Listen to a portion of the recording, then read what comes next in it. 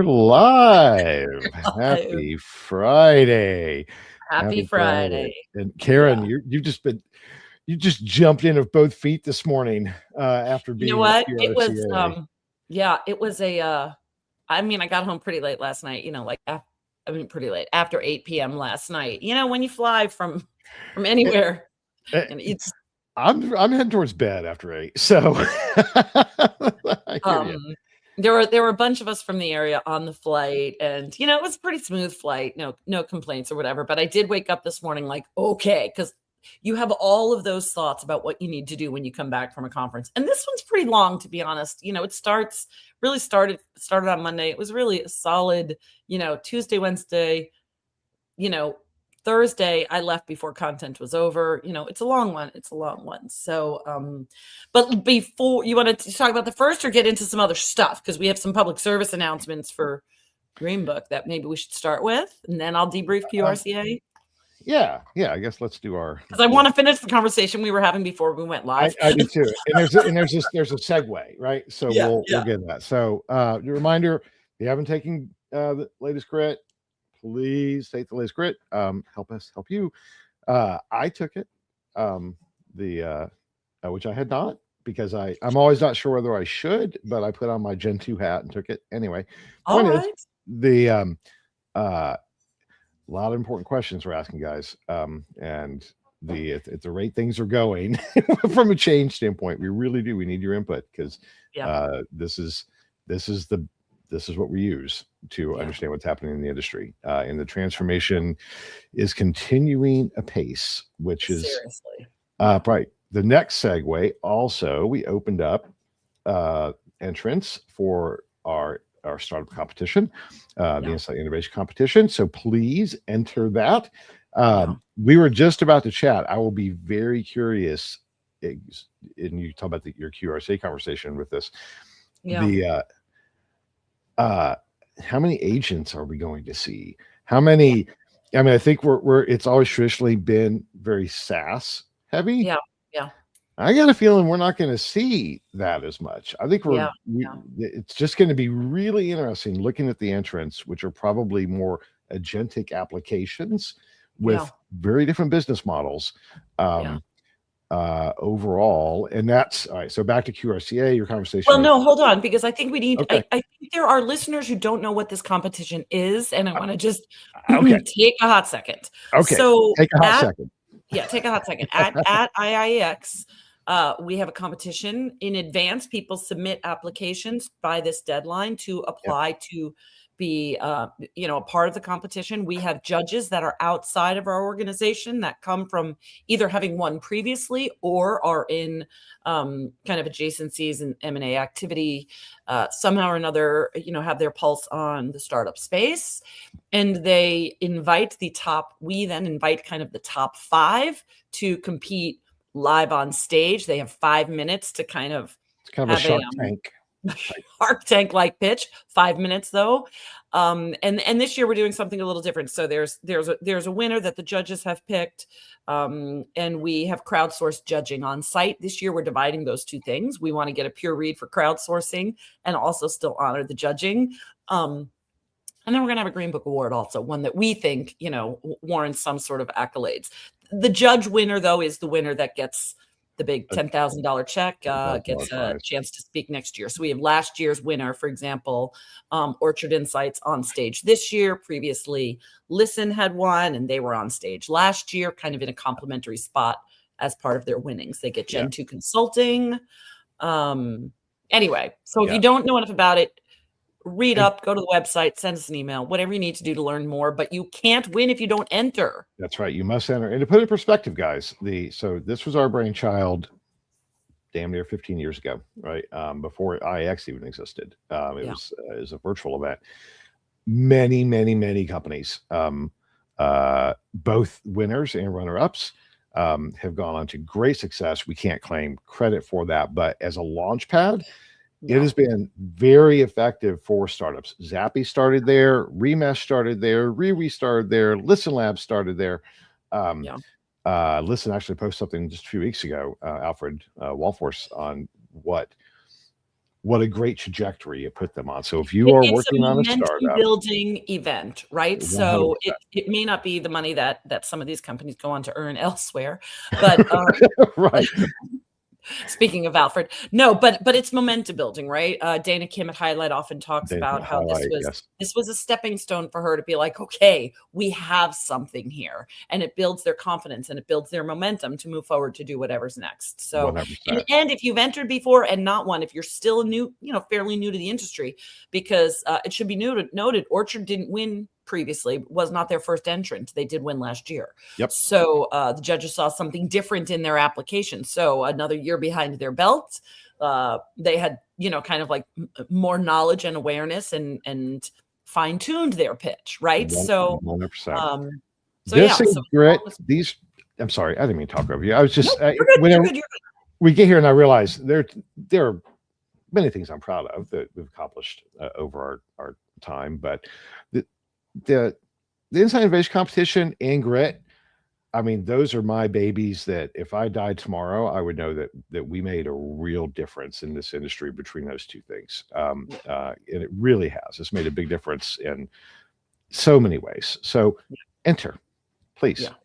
Yeah. There's nothing to lose and much nothing to lose. And from consultancies to platforms to those dabbling in agentic AI or whatever you've created. Even if I was just reading something about people coming to the industry or people coming to the UX industry from non-research backgrounds, or non even UX backgrounds, but it's all interesting stuff. So anyway, I hope the word gets out there. Spread the word also. If once you see it in our social channels, spread the word, because you may know somebody who should throw their hat in the ring. Yeah, been working on it. Hey, vibe code something over the weekend that you've been thinking about and enter.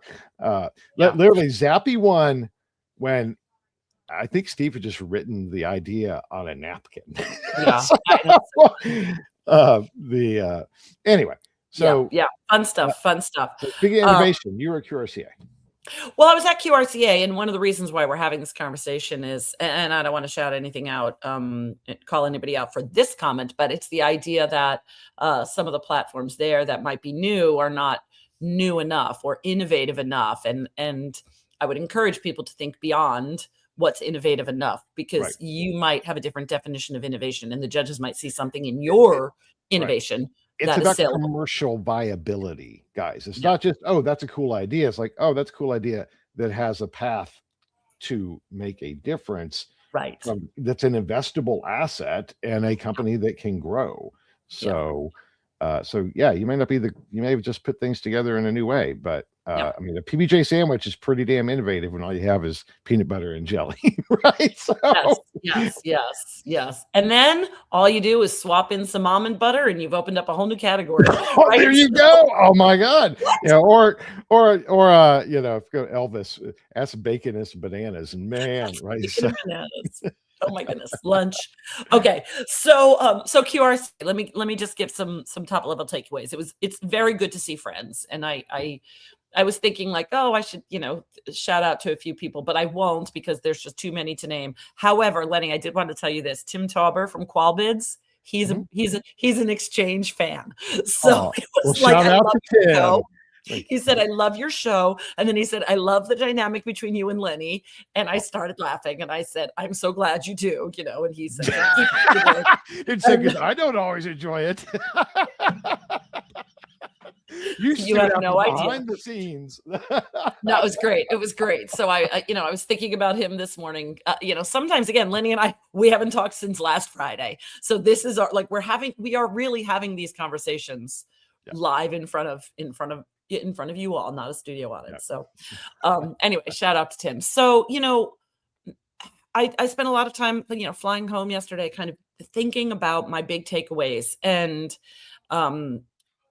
a couple things were at play. Chris Hawk facilitated a roundtable discussion kind of on where Qual is headed now that the traditional business has changed. Where are we headed now? It was a really good roundtable discussion beyond just 10 people. I think there were 50 people in the room having a conversation about the future. So of course I was going to attend that one. And of course, AI and synthetic data came up, data quality came up, so on and so forth. But the big kind of takeaway for all that is there's a place for AI, right? Qualitative researchers, like everybody else, has to use it kind of to do some shifting operationally, for synthesis, to help with strategy, maybe to do some design work. So maybe you're spending less time in the field because you're using AI for efficiencies and all that. So yes, there's some great workload shifting. There's also some budget shifting, and there was conversation about end clients who are using and or experimenting, to develop their fit for use cases, AI moderation, which was the overarching, elephant in all of the rooms, is AI moderation. Sure. Sometimes addressed outright, but what was interesting, and going back to Chris's talk, and something Mike Carlin said, which I then heard kind of repeated in a few other ways, is what a client will constitute as good enough. And AI moderation is good enough for a lot of purposes. And it may not be the type of depth of insight that you get from ethnography or real good exploratory qual, which will always have its place in the toolbox, but it's good enough for a lot of reads. And I think that's one of the big takeaways is AI moderation is now competing for share of wallet. If it used to be qual and quant, and maybe there's some hybrids as the two big players, now it's quant and types of qual, traditional or AI moderated qual. So it is definitely chewing share of wallet. And some might say it's going to choose share of wallet for some quant because the respondent experience with AI moderated qual is actually quite good, which will improve kind of quality and integrity of the research from that standpoint, and potentially take share of wallet away from some quant studies that have a lot that are lacking. So 100%. Yeah, so it's a really interesting. That's, again, pretty high level what's going on. I think researchers, and actually I'm saying qualitative researchers, but it could be anybody that understand, by the way, the options have changed, period. And the savvy qualitative researchers and the savvy quant researchers that understand there's new kids in town. And I don't mean kids meaning the people running them. I mean, this new method of AI moderation is to be taken very seriously.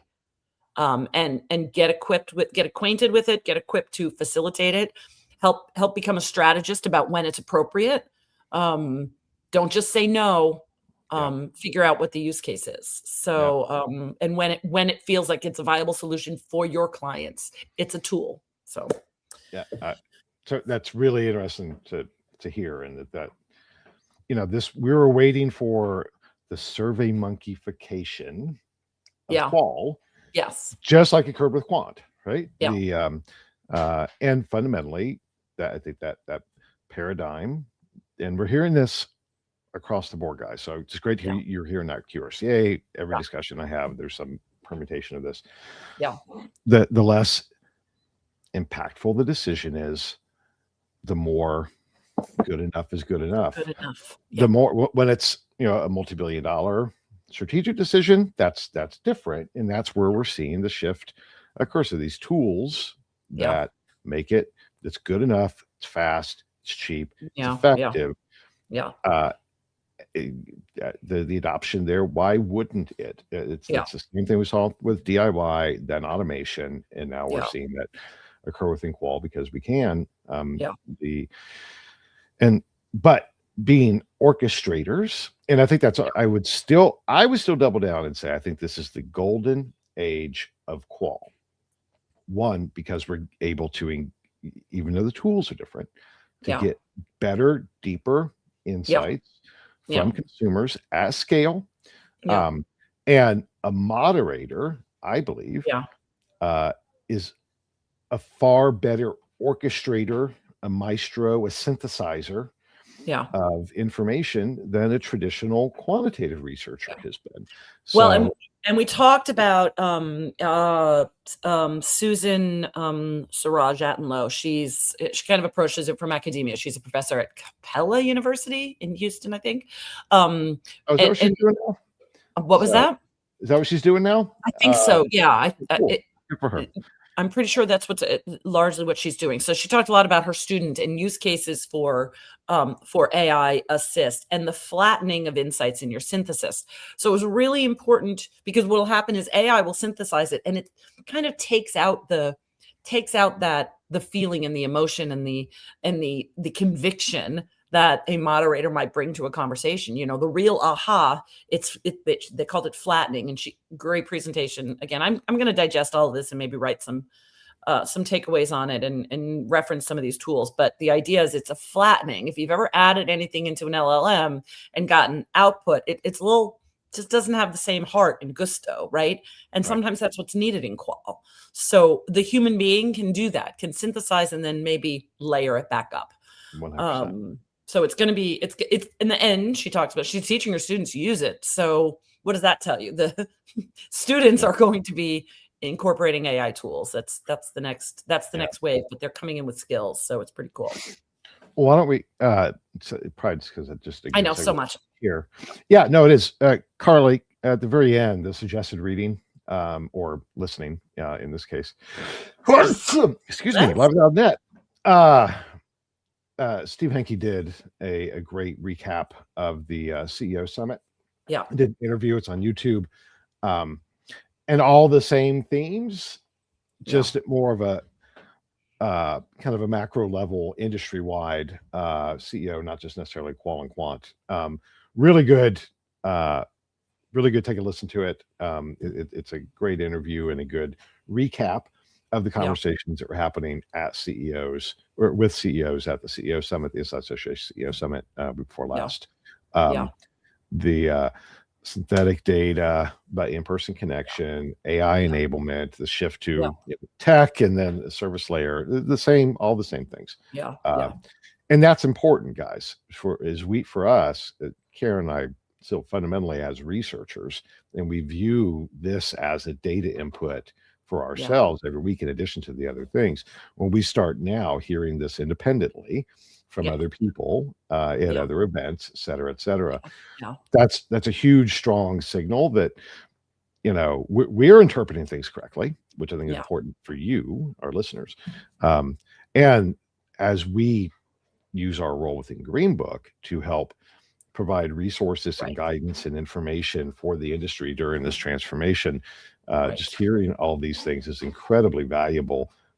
So we can help you overall. So anyway, all right. And there's a bunch of other stuff that happened. There's so much. I'm already terrified of the clock. So, but I think we can get there really quickly. Well, let's see. Let's start with Insights Association, since we were just talking about that, appointing Anita Watkins as CEO. Amazingly, she's come from Kantar. Amazingly, I was sitting next to a good friend of mine, Susan Newhouse, who used to work for her when Susan was at TNS, and said she is all that, right? This Anita is a great hire for this position. She can handle it. She's ready for it. She's going to bring energy and strategy to the role. It is a great hire. Good. I do not know Anita. So that's fantastic. Really good news. Susan was really excited about it. Big shoes to fill from Melanie, who, but I'm sure that they knew that. And I'm confident that Anita will do fantastic. Anita, if you're listening, let's chat. For real. I already said, I was like, all right, I got to get her on the podcast, find out what her plans are when she, gets some sea legs here. So 100%. We really value our relationship with the Inside Association, all the associations, and that's great. We want to see them succeed. And speaking of Howard Feinberg, presented on the last day at QRCA of kind of everything that they're doing in the industry, and I was thinking, this is really what we want from them, right? We really like knowing Insights Association is fighting for us, and I thought it was really helpful to hear what they are doing. You say things like, oh, they're lobbying in DC, and you're like, what does that even mean when you don't know for sure? But they are really working. They are tracking every state's kind of privacy requirements and non-compete agreement laws, and they are really like, when they show you everything that they do and they focus on that, I'm like, way to go. It was really great talk. Shout out to Howard. He did a great Good. job. Shout out Howard. Other changes. This was interesting. Changes, right? Qualtrics brought in Jason Maynard as CEO from Oracle. Yeah. My key takeaway was that when you bring in somebody from Oracle into a company like Qualtrics, you are now aiming to be infrastructure. Yeah. So the days of being a SaaS business, which is just other stuff that happened. I mean, we watched the SaaS apocalypse right this week. So I just thought that was really compelling. That they are. It's my guess is that they are positioning for Qualtrics to be data infrastructure. And that's why you bring in somebody from Oracle. Yeah, exactly. And this was really deliberate too. I mean, Zig, Serafid, I'm slow to get to the names today. It's probably my flight. Anyway, Zig stepped out. It was October. So they've been actively looking for the right person for a strategy move. Because Zig, he's staying as the vice chairman, special advisor. Like, he didn't leave the organization. He's just not, he is not what's needed for the next phase. Right. Whatever this next phase is. So you and I are speculating, right, about what it is, but it is definitely to grow the business further. And what you're saying feels spot on to me. Feels right. So we'll see. Well, we'll see if we can. I'm sure it will be all over the event in March, and I will be there, and I will report back in. So. Good. We'll see if we can get Jason on the podcast or the CEO series. So well, you never know, because we'll see. So shout out to our friends at Sego Health, who are now Trivoca. Three voices. So patients, healthcare practitioners, and payers. Right. So I like it. So anyway. So they rebranded under their new if you recall, they were acquired last year and part of another broader healthcare organization, healthcare education organization. And now they are no longer Sego Health; they are Trivoca. Which sounds very healthcare. I mean, it's like you would see that as like a commercial for some type of medication. Trivoca. I know. Ask your doctor about Trivoca. We have these new pop-up kind of Nuvance Health or something. It's like one of the networks in our area. Like, it definitely feels like it's. It does. Yes. So yes, we will ask your patient, have they participated in Trivoca? So shout out to Isaac and his team. Good luck. Good luck. We wish you well. Yes. More. Well, there's another healthcare thing. We'll get to that in a second. M&A activity. M&A activity.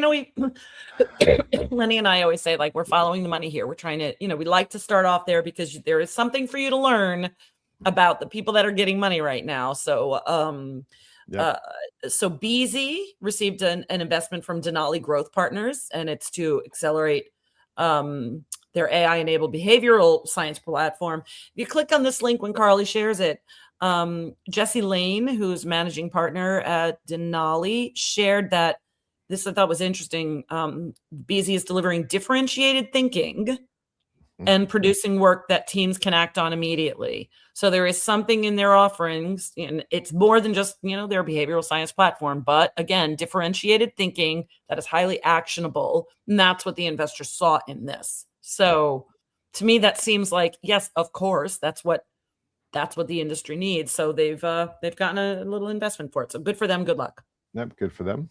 Canovo, before that, Apollo, before the healthcare, they acquired Rare Patient Voice. That's a chocolate and peanut butter combo. If I've ever heard of one, it's like they got a Reese's cup. Because that's what their mission at Canovo is to connect data. So that was very cool. I know that deal was brokered by our friends at Ken Lane, Oakland Civil Phillips. So shout out to everybody on that one, Wes and Tal and Lane and Ken. So and Pam Cusick was at QRTA. So while all of this is going on, I didn't even realize it, and spent some time talking to her this week too, which was fun. So Okay. Good luck to that whole team as they work through the transition. So it's pretty cool. Yeah. Another acquisition. Can I talk about this one? Because I actually, yes, please. I was like both these two. I was like, oh, these are making me go, but didn't we predict, right? So yeah, go ahead. yeah. So I knew about this one strategy studio with Radius. We helped do some diligence on the deal, Greg and I. So, which I don't know if I'm supposed to say publicly, but I did. One strategy studio was a company that was launched just 2 years ago in the UK. With an AI first approach, you get smart people, ask the right questions, help interpret the results. AI does all the work, and it was no primary research. It was all work off of existing data. Really amazing. They grew explosively, very future centric view, and the combination with Radius, it just makes an awful lot of sense. So shout out to Rob Wengel for kind of pioneering that. If you think about Radius being positioned as a strategic consultancy, but traditional structure in the research space, clear on where their evolution is now, and mirroring the best of both worlds. So I would expect to see other companies doing very similar things. But really cool stuff. And out of the Question Pro merging Trimata, I mean, Question Pro has always bought up lots of other platforms, and some they've integrated and some they haven't. But it looks like, this was to combine traditional research and UX into one centralized platform, consolidate that. So that makes sense too, trying to capture the all-in-one play. Yeah, and I know it's this doesn't feel like a grand statement here, but I always wonder, like, okay, how y'all gonna work out that branding? Like, I really do wonder, like, that is the next thing that we will be looking for with some of these is, like, what are we doing with the name? Who's gonna jump up as? Are we changing logos? Are we changing names? Are we merging things? Are we, so we don't really have all the intel on that. It'll be interesting to see how that plays out. So yeah, I like to watch these partnerships. The next partnership, speaking of Sego, I thought this was interesting because this isn't terribly surprising, but it is newsworthy to see how many people are getting on board with the data quality co-op partnership. So this is Sego partnering with the data quality co-op, working towards this, kind of shared responsibility for data quality is, the way I look at it. But I like that they're putting a stake in the ground and they're saying, yep, we're on board with this too. Doesn't surprise me really when you start to think about it. Anyway, I don't know if you had other thoughts about it too. No, well, there'll be talk with Walmart at IEX. Yeah. So this focus, we've been talking about it forever, right? The shift towards data quality, especially in the era of AI, it just becomes more important. And it's, great to see that, companies are getting on board and not just giving lip service, but actually, doing the work to elevate doing the work. We're doing the work. And I said as much at QRCA, I was like, do not think that you don't have work to do to do your part in this fight, because one of the reasons why I think qualitative research has stayed above it is they're like, oh, but we talk to real people all the time. And I'm like, do you remember that pay for say? And a lot of people didn't know about the pay for your say saga. And we talked a lot about, even Howard brought this up in his talk. Like, we are battling against this, and it's only going to get worse with it. So there's other dimensions of AI. Again, I mean, have you seen like Kling? What is that? The new audio video? I mean, it's like literally every week the ability to create a totally synthetic reality that is increasingly becoming indecipherable, right? You cannot right. I know it's rough. And the tools are cheap and people are deploying it, I can make money off of it. Well, hell yeah, they are. So, I know. All right, bunch of new product feature launches. Do you want me to run through them? You want to take them? Well, I haven't had a chance to digest a lot of these, but I did look at the Circana. So Circana launched an attribute marketplace. So letting clients browse and append external databases with the data that they've collected. So anyway, I think it's an interesting launch. Okay, if you're in that space, it's good value add for current clients and maybe something, Yep. that's Data going to be helpful to synthesis. bring in new biz. Yep. Yep. So that makes all sense. A lot of sense. YouGov launched their qual scale, the brand index voices. So they have their brand index, and now they're doing more of a qualitative interview. I assume it's AI moderated. Yeah. They didn't call that out specifically, I don't think, but doing that, so that makes perfect sense. YouGov's a quant shop, so, and now they're shifting. So more AI, Strat 7, Nucleus. More AI. It's true, right? Yeah, go ahead. Keep talking. Yeah, just AI Hub embedding agents throughout its insights workflows, right? So that whole we'll touch on Moltbot. Get back there. I can't wait to go back there. But it's the same thing, right? Displayer added chat plus agents to query data, trigger research workflows in their analytics platform. And shout out to Displayer, they power our analytics for Grit, so big fans of that. So that was really cool. I didn't get much out of the inside out of the ABCS in Canada. It's a full funnel advertising effectiveness solution using AI. I just think it's another proof point. We've shared, every now and then we have all these product launches, and then we have something that's advertising related. And I think my big takeaway on this one is yet another player saying there is so much you can do to test advertising now without a lot of human beings in the loop. Right. And in the wild. Yeah. So, so advertising is advertising research in particular is a portion of our industry that I think is greatly impacted by AI solutions. Because again, you think about stakes, right? Like, we're talking about advertising. We're talking about, anybody who's ever done advertising and qualitative, it's pretty much always like some people like it, some people don't. Like it's a very nebulous, because it's so highly personal, you'd have to, it's really, the research is interesting. You can improve it. That might be able to be, done with AI moderation or, or UX work, just pretty straightforward. So it's a great space for innovation in AI, I think. It is our friends at the ARF, one of the leaders in that specific, category. And I'm an honorary member, so I see what they're doing. It's all AI all the time.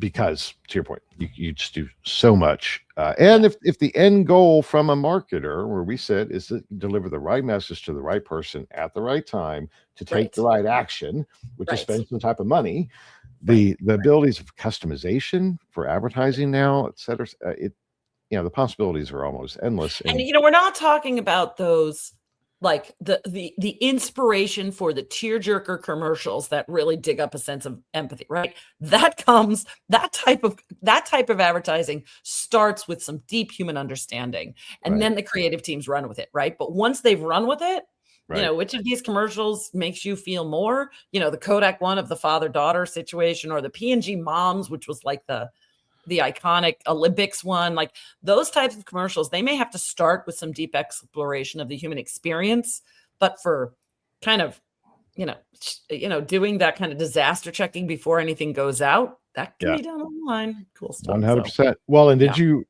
just slightly related thing, did you happen to see the Anthropic taking pot shots at OpenAI for advertising? I did not see that this week. No. Oh, okay. So we'll go down too deep rabbit hole. Anthropic put out a series of commercials of ads.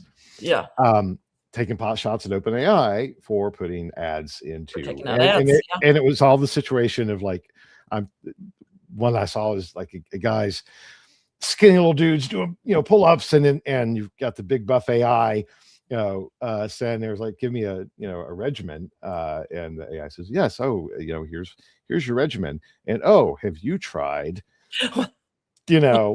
whatever, buff is us. Right. Right. Oh my gosh. That's so funny. They were really funny. And, but that was indicative of, okay, so how do I feel about that? Right. If I'm utilizing AI and I am getting a tailored, specific ad recommendation based upon the topic area I am exploring, that's Yeah. very personalized to me and relevant at that time. Like, from an advertiser standpoint, that's kind of the holy grail. As a consumer, I think Yeah. it's pretty damn creepy. Yeah.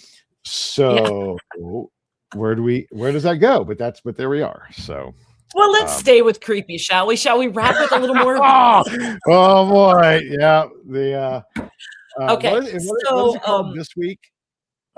here's what's interesting is, last week, if you listened to last week, if you haven't listened to last week's episode, go find us on YouTube, pull up the episode from January, what was it, 30th or 31st last week, where Lenny and I talked about Malt's book, which is these AI agents talking to each other.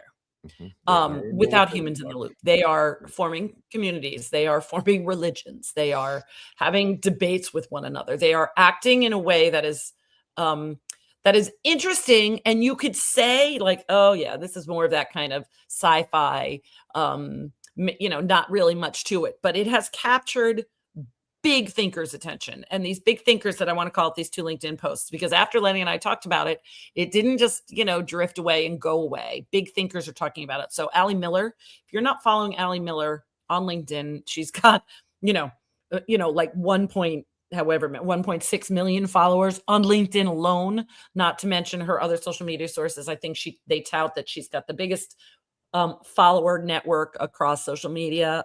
She's former Amazon and IBM, AI advisor to Fortune 500 companies. Anyway, has great content on the subject. So she has a LinkedIn post where she's talking about it. And by it, it's everything that comes with it. Like, what is happening?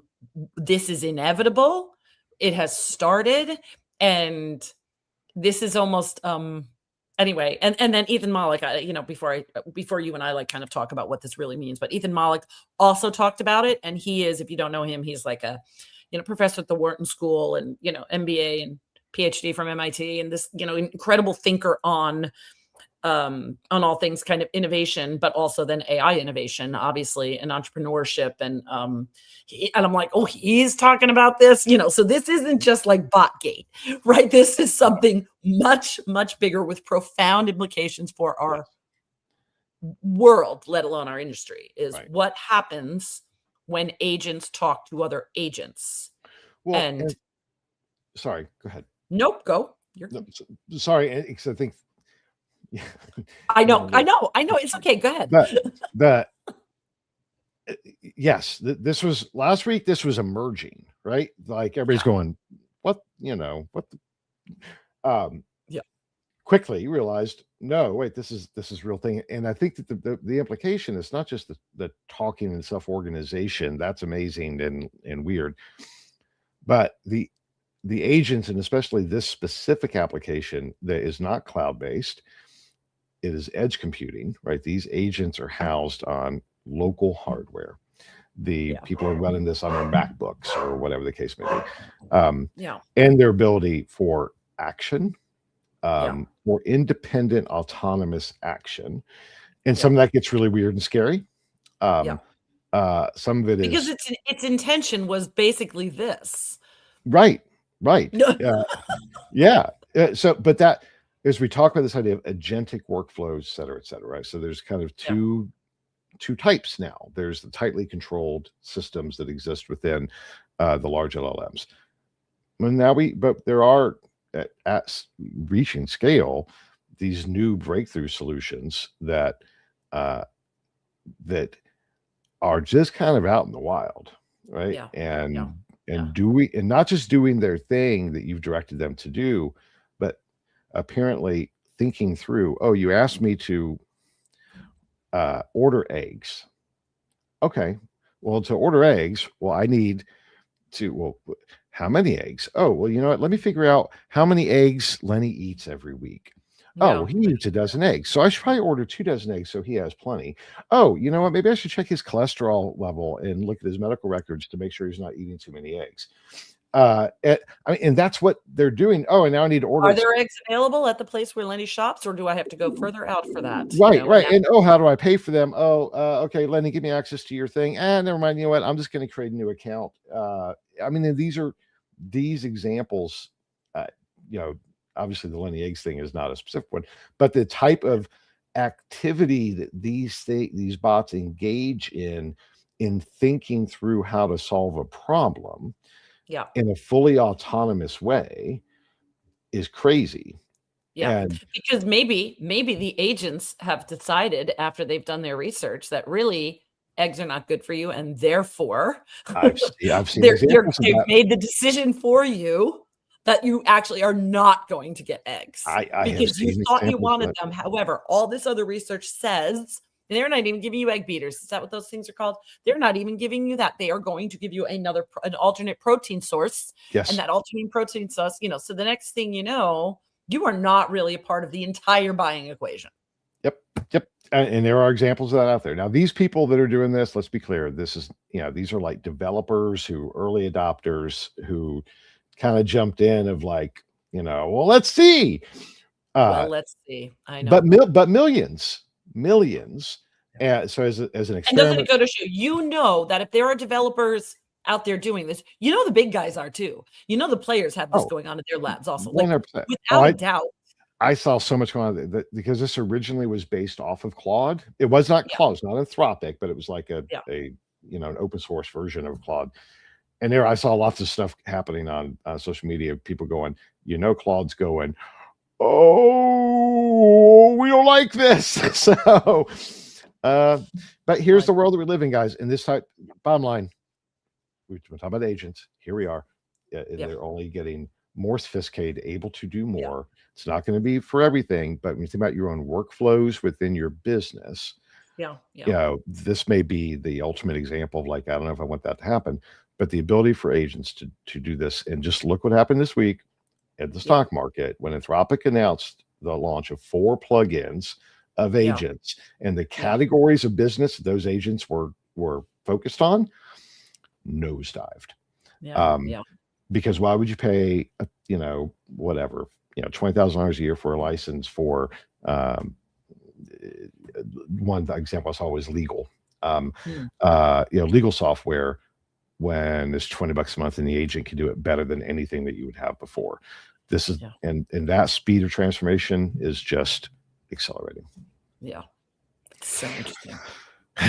Interesting time to be alive, right? Yes, it is. Yes, it is. All right. So we leave you on that on that feels like sci-fi, but is real life note. Check out the posts that we shared, these 2 LinkedIn posts, because we know our audience is there, and follow these big thinkers in the space that are not affiliated with the corporate space, which sometimes feels like they're in the race. These are just thinkers in the industry, so that's why I think these are 2 good ones to read about. There are fortunately people who are smarter than us, I might say, Lenny, doing some really good 100%. Yes. There's a part of me when I dive into this. That's what I say. Thank the good Lord there's bigger brains on it than ours. Yeah, 100%. 100%. All right. Karen, glad you're back. Guys, we'll see you next Friday. Good to be back. We'll see you next time. Have a good weekend, everybody. Bye. Happy Super Bowl. Oh, go Patriots, I guess, right? Or Seahawks. Seattle. Yeah. Yeah, I don't have a team. Go team. Yeah. We're not. All right. We're done.